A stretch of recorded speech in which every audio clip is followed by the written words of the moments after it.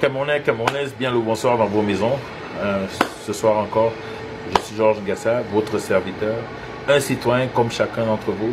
Et je voudrais ici faire un éclaircissement. Moi j'ai appelé, je dis que 100 000 $ pour qui livrerait le président. C'est-à-dire que quelqu'un qui va l'exposer, quelqu'un qui va exposer les failles, les lacunes de son système. Nous avons vu un monsieur honorable comme monsieur Penda Ekoka qui a laissé ce système pour rejoindre les rangs du peuple. Ok? Donc c'est ce que ça veut dire pour exposer le président, pour le livrer. D'accord? Et que dans la prison favorite, Kondengui, où il enferme tous ses enfants, qui puissent lui-même les rejoindre là-bas pour continuer de s'occuper d'eux. Parce que c'est une aberration totale de vivre dans un pays où on voit ouvertement un homme qui sacrifie ses propres enfants. Quelle est cette image de leadership pour chaque parent dans ce pays-là, hein, de voir le président sacrifier ses enfants? Ça vous donne envie de rejoindre un gouvernement comme ça? C'est pas possible.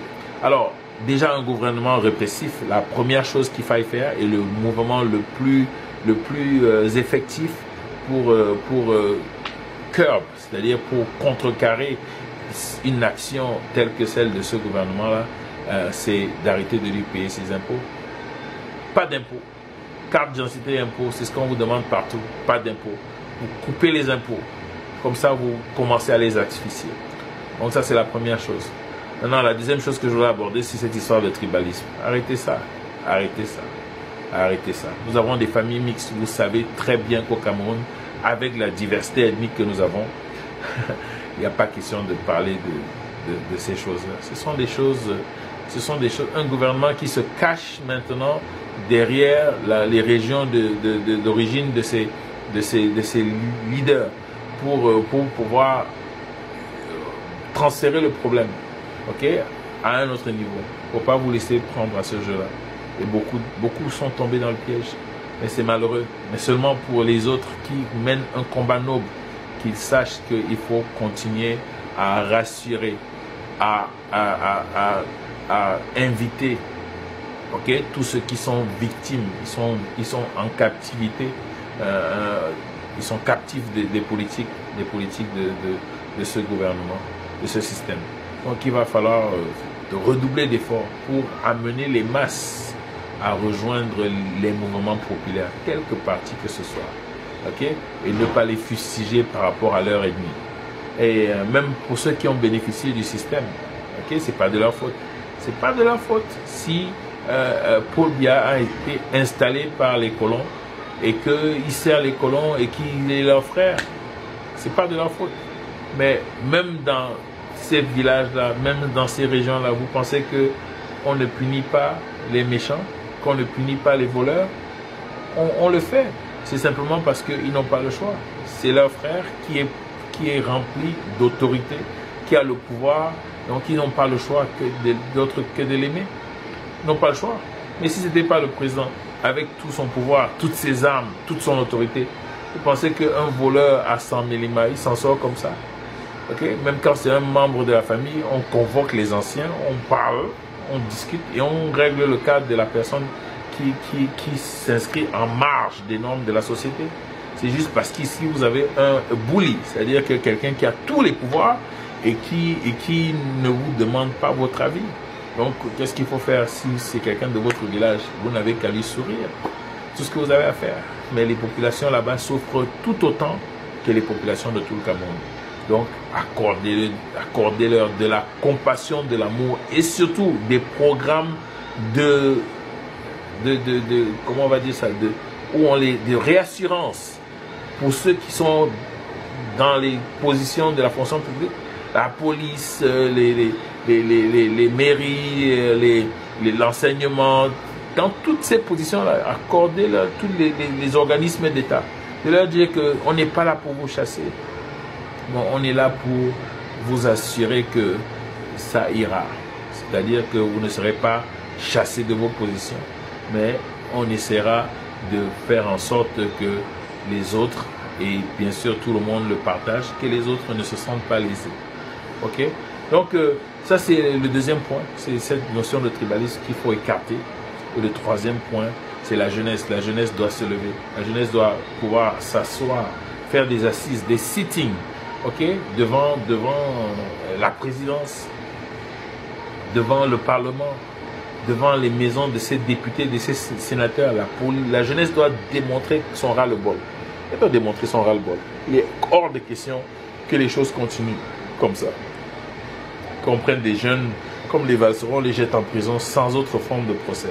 Que les civils soient traduits devant des tribunaux militaires. Mais vous attendez que ça arrive chez vous, pendant que des gens comme nous, parce que les Camerounais n'ont pas souvent voyagé, ils ne vont pas dans les autres régions de leur pays. Si vous alliez dans le sud-ouest, nord-ouest, une très belle région, et que vous aviez à l'idée, à l'esprit, une image de ce que c'est aujourd'hui dans ces coins-là, de savoir que les familles sont décimées, que les gens meurent de façon complètement arbitraire, que le sang est versé, le sang des innocents, juste parce que ils ont sollicité.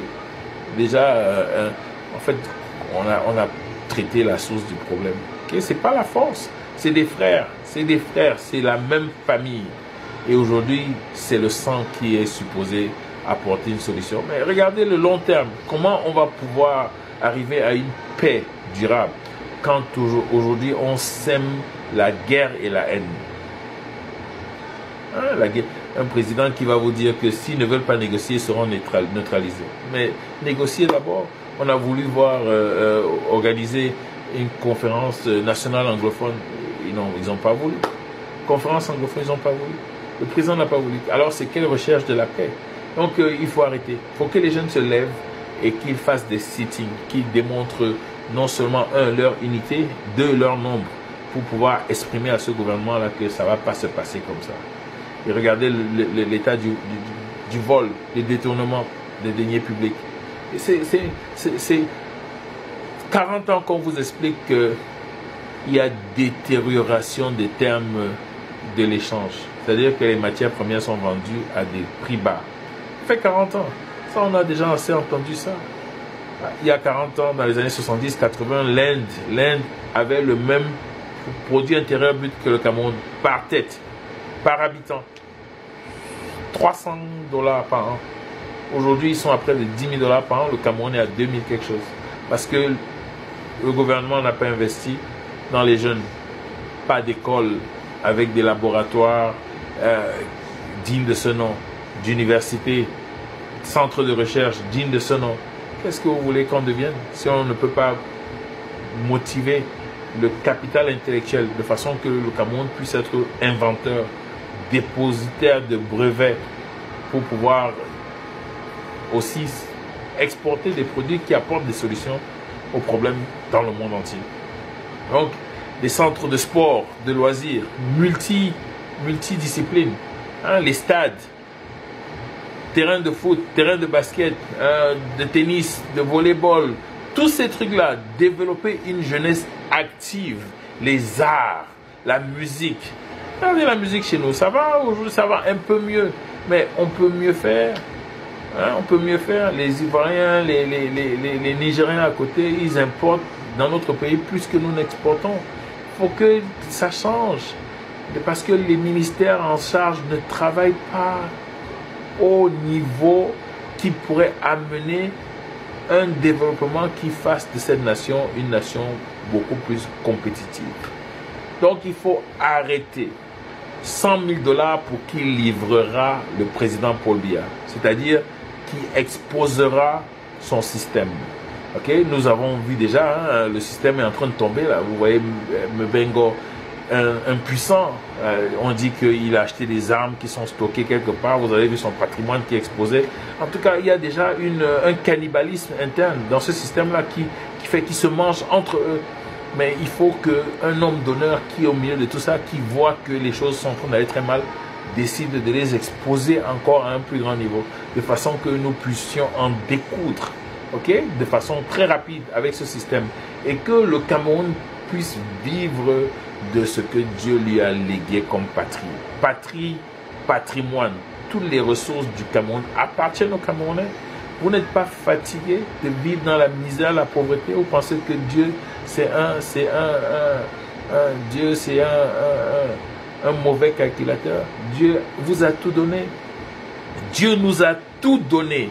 Mais nous avons laissé des leaders corrompus s'interposer entre nous et ceux qui convoitent les ressources de notre pays, qui nous tiennent des discours mielleux et qui nous endormissent, qui nous endorment de façon qu'ils continuent à pomper vos ressources et aller balancer au monde entier pour rien du tout et vous laisser dans la misère. Ça doit s'arrêter. L'heure est arrivée. Donc, restez unis, restez un, combattez contre tout ce qui vous divise, arrêtez de payer vos impôts à ce gouvernement corrompu. Parce que vous voyez où l'argent, il va nulle part. Il va dans les voitures, il va dans les immeubles à travers le monde entier. Et il va dans les armes contre vous. Arrêtez de payer les impôts, arrêtez. Et n'écoutez pas ces milliardaires qui font partie du même système, qui vous disent que vous n'êtes plus des lions, vous êtes maintenant des panthères. Et vous voulez aller chercher du gibier à travers des lions. Subitement, c'est plus les lions indomptables au Cameroun, c'est maintenant des panthères domptables contre des lions indomptables. Pour quel gibier, on ne sait pas. Hein? Il n'y a pas de gibier au Cameroun. Le territoire vous appartient. De quel gibier on parle? C'est quel esprit opportuniste de vous dire que c'est aller chasser du gibier dans ton propre pays. C'est comme vous dire que vous êtes à la chasse chez vous. C'est-à-dire que c'est ça leur esprit. C'est-à-dire qu'ils volent dans leur propre maison. Des voleurs dans leur propre maison. Hein, c'est comme ça que nous, on était dans la maison. Et puis, voilà, un va soutirer 1000 francs de la poche de papa. Et papa qui vient, qui dit, qui a pris mon argent, qui a touché à mes poches. C'est à peu près ça. C'est ça l'esprit, l'histoire des gibiers. Donc, ils regardent les propriétés du Cameroun, les ressources du Cameroun comme une proie. Hein, des proies dont il faut s'accaparer. Donc, ne soyez pas des panthères qui veulent combattre contre les lions. Ça ne veut rien dire. Ça veut rien dire. Paul Biya a été installé par les colons. Il ne peut vous donner que selon l'école à laquelle il a été formé. Et que selon à qui il doit son pouvoir. Il le doit bien sûr aux colons. Il était premier ministre, soyez Dieu. Et c'est ce qui continue. On a vu des messieurs comme le général Semengue. Ce sont eux-mêmes, et ils le confessent aujourd'hui, qui ont poursuivi et détruit les vies de ceux qui voulaient un Cameroun libre. L'UPC, les Oumniobé, les Félix Moumier, Ernest Wandier, au sein des Afana. Ce sont eux qui ont été utilisés pour détruire les vies de tout cela, pour combattre ceux qui étaient forcés à entrer dans le maquis. Dans la Sanaga maritime et l'ouest du Cameroun. Ce sont eux, ils le confessent aujourd'hui. Et ils sont des hommes appelés des hommes d'honneur au milieu de la nation. Ils ne sont pas jugés. Alors que tous les nazis qui ont participé à l'extermination des Juifs, aujourd'hui, ils se cachent aux États-Unis, en Russie, partout. On les traduit en justice. Mais vous avez les Semengue, ils sont là. Ils confessent. Et ils ne sont pas punis. Donc, il faut apprendre à utiliser les vérités que nous connaissons. Hein, la Bible dit que mon peuple mérit faute de connaissance. Et nous vivons dans la misère totale. Un petit moustique te tue au Cameroun. Donc c'est malheureux. Il faut pouvoir engager le changement. Parce que si tu ne meurs pas aujourd'hui, tu mourras demain. Alors ta vie vaut quoi aujourd'hui? Si tu ne peux pas l'utiliser pour forcer le changement pour demain, pour ta vie peut-être, si tu n'es pas mort, mais le profit serait qu'au moins tes enfants vivraient. Qu'au moins tes enfants vivraient. Donc levons-nous et faisons un changement radical pour ce pays. Nous sommes fatigués d'être à l'extérieur. Et contrairement à ceux qui disent qu'ils se cachent à l'extérieur, ils ne rentreront pas. Moi, je rentre au Cameroun. Nous nous apprêtons à rentrer, mais nous ne reviendrons pas pour nous jeter dans la bouche du diable. Nous revenons équipés, positionnés pour pouvoir répondre à des voleurs qui occupent notre nation. Nous n'arrivons pas comme ça. Il faut arrêter. Un système unique n'est pas un système auquel on peut obéir. Ça ne se fait pas. Ça ne se fait pas. Même les Transparency International, ou c'était Amnesty International, les organismes de surveillance des élections au Cameroun, Leur thème pour le Cameroun, c'était Nocicia. Mais ce sont des étrangers qui viennent appeler votre truc Nocicia. On vit au Cameroun sous le Cicia, c'est-à-dire la force, la répression constante. Mais le Camerounais, c'est qui? C'est toi, c'est moi. Il faut pouvoir dire à ton voisin, hey, Nocicia, laisse ta tenue là, laisse tes histoires là. Si tu continues ce qui se passe dehors, nous on te réglera ton compte ici au quartier. C'est comme ça que ça doit se passer. Donc nous reviendrons préparés. Qu'ils le sachent. Qu'ils le sachent. Nous revenons préparés. Donc, essayez de commencer à générer le changement aujourd'hui.